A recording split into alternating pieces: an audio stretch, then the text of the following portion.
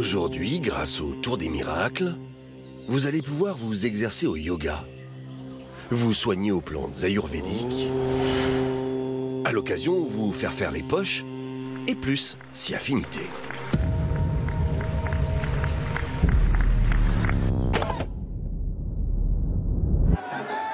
Une foule en délire venue pour acclamer ces hommes. Ce ne sont pas des stars de Bollywood, mais des gourous, des guides spirituels dans la religion hindoue, également appelés des babas. Lui, c'est Baba Computer.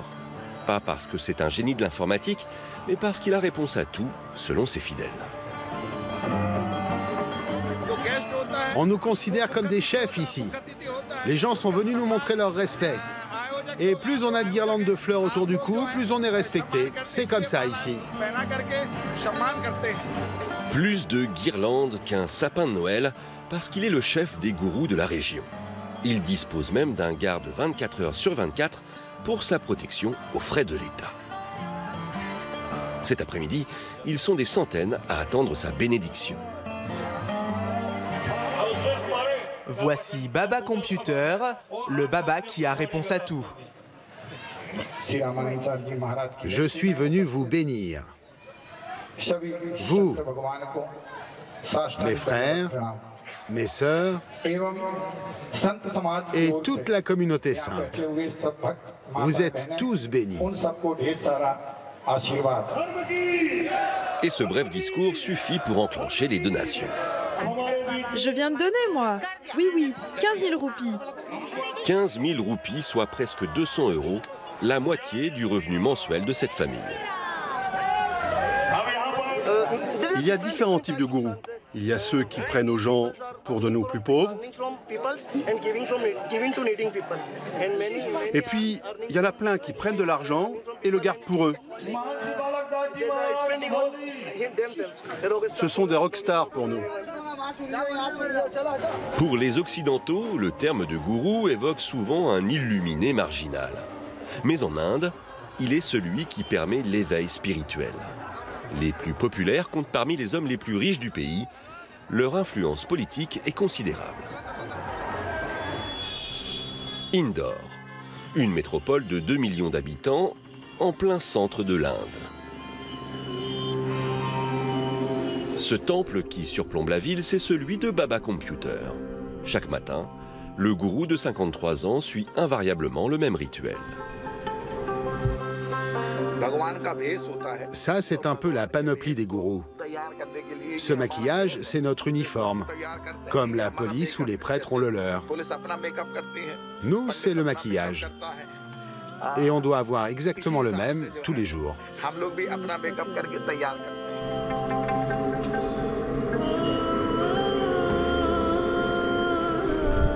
Dernière étape du cérémonial, de la bouse de vache servie bien chaude au-dessus de la tête, assaisonnée de quelques herbes.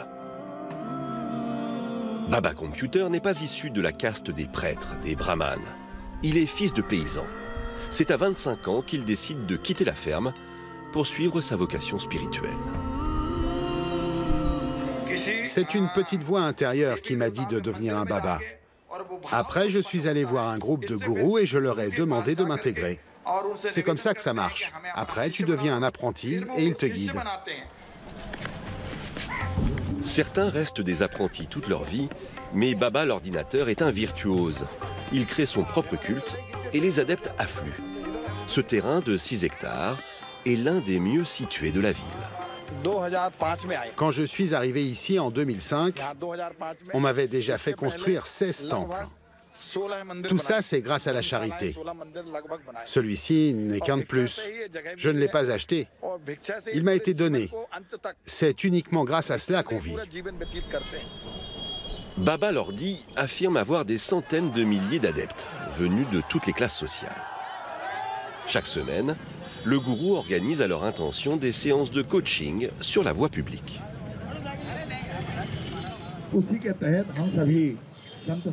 J'ai organisé ce petit rassemblement pour que vous m'exposiez vos problèmes et que je vous conseille. Cher gourou, je suis dans une situation très compliquée avec mes enfants. Ils ont un problème d'alcool, je ne sais pas quoi faire. Faites-les jeûner le lundi. Il faut faire ça tous les lundis. Et prier la déesse Parvati, qui elle aussi jeûnait. Mais le lundi, ça marche vraiment à chaque fois. Également présent, Ravish Tyagi, son plus gros donateur, un quinquagénaire qui a fait fortune dans la presse et l'immobilier. J'habite à 1200 km d'ici et je viens une fois par semaine, ou 2, et parfois même 3. Pour lui parler? Oui. Et je lui donne ce que je peux lui donner, mais il me le rend bien. Plus que ce que je lui donne. Vous êtes milliardaire? Pas milliardaire, mais presque. Le gourou accepte aussi l'argent sale. Les délinquants espèrent ainsi obtenir le pardon des dieux. Baba Computer lave plus blanc que blanc. Quand les gens ont mal agi, ils doivent donner proportionnellement, en fonction de leur péché. Parfois 15 € ou parfois 15 000. Il faut savoir se priver pour être en paix avec soi-même. Mais au fait, vous payez des impôts? Bah non, c'est pour ça que je peux te dire combien on me donne. Baba Computer, exempté d'impôts, n'est pourtant qu'un petit joueur comparé à un autre gourou, le plus puissant du pays, Baba Ramdev. Au départ, cet autre fils du peuple se fait connaître pour ses positions de yoga et ses techniques de respiration très visuelles. Puis en 2003, coup de génie, le Baba crée sa propre chaîne de télé qui retransmet ses performances en direct et sa popularité explose. La star est partout, même dans les émissions de télé-réalité. Baba Ramdev devient même l'ami proche du Premier ministre indien Narendra Modi, pour qui il n'oublie jamais d'appeler à voter. Le yogi crée aussi sa marque, Patanjali. Chiffre d'affaires du groupe l'an dernier, près d'1,4 milliard d'euros. Son empire industriel rivalise avec les plus grandes multinationales, plus de 47 000 points de vente à travers le pays. Initialement, la marque se focalise sur les produits ayurvédiques, la médecine traditionnelle indienne à base de plantes. Mais très vite, son marché s'élargit, shampoing, détergents, mais aussi chips et jus de fruits. Tous nos produits se vendent très très bien. D'abord parce que le Baba est un professionnel du yoga, très en forme, et ça donne envie de consommer ses produits. C'est aussi le meilleur des gourous. Et tous ces produits sont locaux et naturels. Les autres produits sont fabriqués à l'étranger, mais les produits de Baba Ramdev, c'est du Made in India. Pour comprendre les racines de cet empire tentaculaire, direction Haridwar, l'une des plus grandes villes saintes de l'hindouisme, au pied de l'Himalaya et baignée par le Gange. Voici le principal ashram de Baba Ramdev, un complexe gigantesque aux allures de club de vacances, avec des hôtels, une clinique, des bibliothèques et même une université. Les disciples arrivent de tout le pays. On habite à 1300 km. On a mis 21 heures pour venir. Baba représente un idéal pour nous. Le yoga est notre culture. L'ashram est surtout le cœur économique du groupe. Près de 300 camions partent d'ici chaque jour, inonder le sous-continent de produits Patanjali. Un parc industriel de 105 hectares sous très haute surveillance. Nous sommes autorisés à filmer le centre de recherche axé sur les plantes ayurvédiques. Ce jardin sert de centre d'identification des plantes. Ici, Patanjali a réuni plus de 800 espèces médicinales. Moi-même, je vais souvent dans la forêt pour chercher des nouvelles plantes. Arvind a 26 ans. Il est scientifique pour le groupe. Allez, on monte au laboratoire. C'est là où toutes les expériences sont faites. Ces labos sont équipés de machines dernier cri. Et on ne trouve pas ça dans les autres laboratoires en Inde. Nous ne pourrons pas aller plus loin. L'accès des usines nous est refusé. Impossible de filmer le processus de fabrication des produits Patanjali. Certaines personnes disent que les produits Patanjali ne sont pas assez naturels. En tant que scientifique qui travaillez ici, vous leur répondez quoi? Pardon? Vous savez, certaines personnes disent que les produits Patanjali ne sont pas assez naturels. En tant que scientifique, que leur répondez-vous?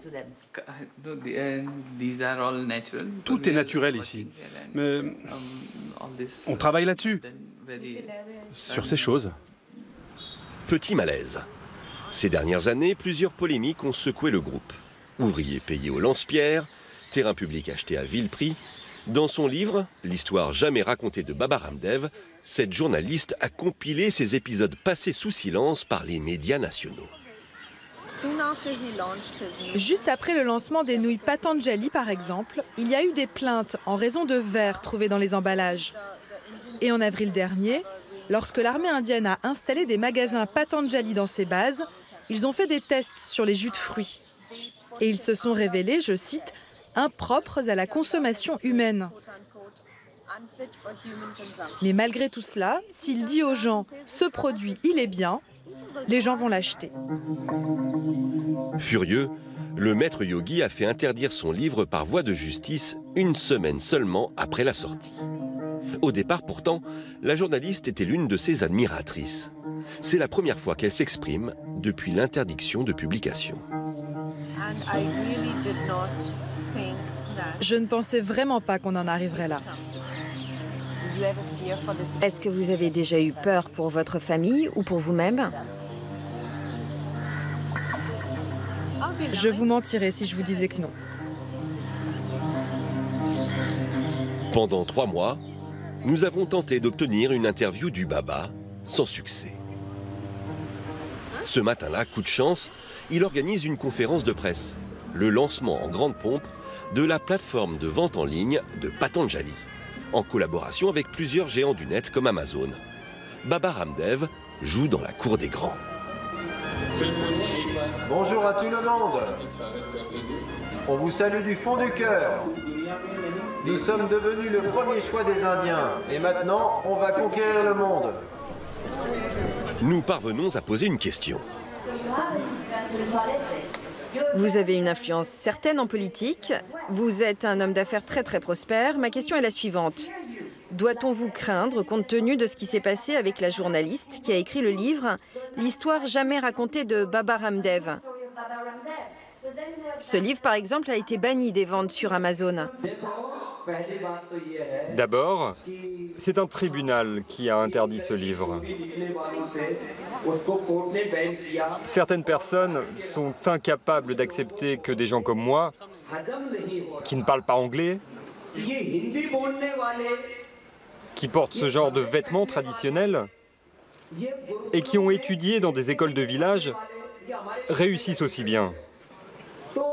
Je pense que c'est un complot national et même international. Mais moi, vous savez, de toute façon, je m'en fiche. Baba s'en fiche car pendant la polémique, les affaires continuent. La presse vient d'annoncer qu'un fonds détenu par un groupe de luxe français souhaitait investir dans le groupe Patanjali. En Inde, les gourous sont presque intouchables. En août dernier, ces violences ont fait la une des médias dans tout le pays. 2 jours d'émeute suite à la condamnation à 20 ans de prison pour viol de l'autre gourou le plus connu du sous-continent, Gurmeet Ram Rahim. L'homme de 50 ans était le leader du Dera, une secte qui revendique plus de 60 millions d'adeptes à travers le monde. Musicien, réalisateur, acteur, Gurmeet Ram Rahim est surnommé le gourou bling bling. Il a produit 5 films à grand spectacle façon Bollywood avec baston, scènes de poursuite et comédie musicale. Dans son fief de Sirsa, le messager de Dieu, comme il se fait appeler, s'était construit une ville avec des hôtels de luxe, des écoles, des hôpitaux et même un stade de cricket. Aujourd'hui, ce n'est plus qu'une ville fantôme. Seuls quelques irréductibles sont restés pour protéger l'Empire. Je vous conseille de ne pas filmer ici, ça pourrait être dangereux pour vous. Partez maintenant. Outre les 2 viols pour lesquels il a été condamné, le gourou est soupçonné d'avoir ordonné la castration forcée de 400 hommes et même d'avoir commandité des assassinats. C'était notre maison. Des hommes ont appelé mon père dehors. Il est sorti et ils l'ont tué en lui tirant dessus. À chaque fois, c'est très difficile pour moi de revenir ici.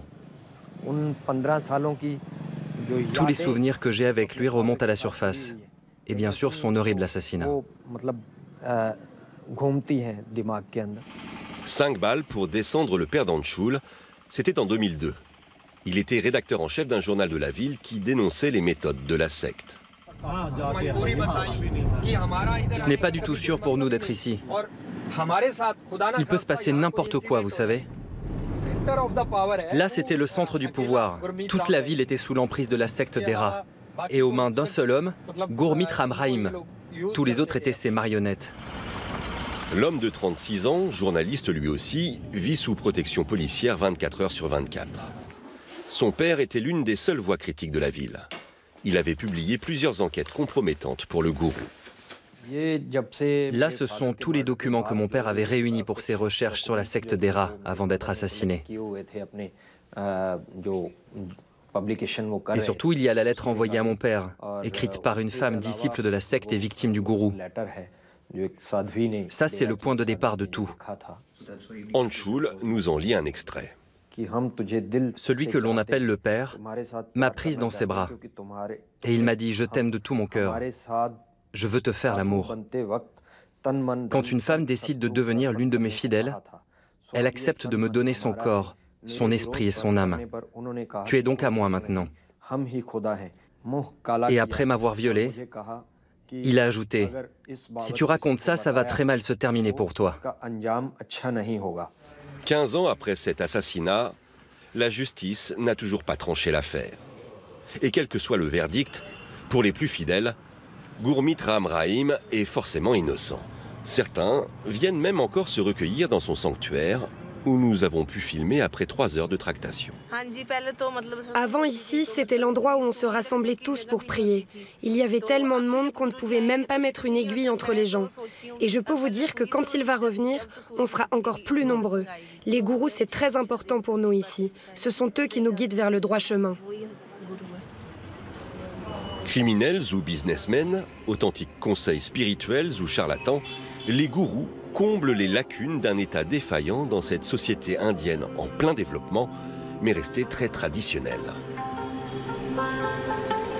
De retour dans la ville d'Indore, nous retrouvons le Baba Computer. Il assiste à un rassemblement en mémoire de 4 petites filles fauchées la veille dans un accident de voiture. Le gourou apporte son soutien moral. Beaucoup de gens nous prennent pour des fous. Surtout quand on se met des pots de bouse sur la tête. Oui, c'est vrai. Eh oui, on bénéficie de beaucoup de choses ici. Mais ce que l'on possède n'a pas de prix. On a le pouvoir de rassurer les gens, de leur apporter une paix intérieure. Une paix intérieure contre espèces sonnantes et trébuchantes. Au royaume des gourous, les babas ne sont pas forcément ce que l'on croit.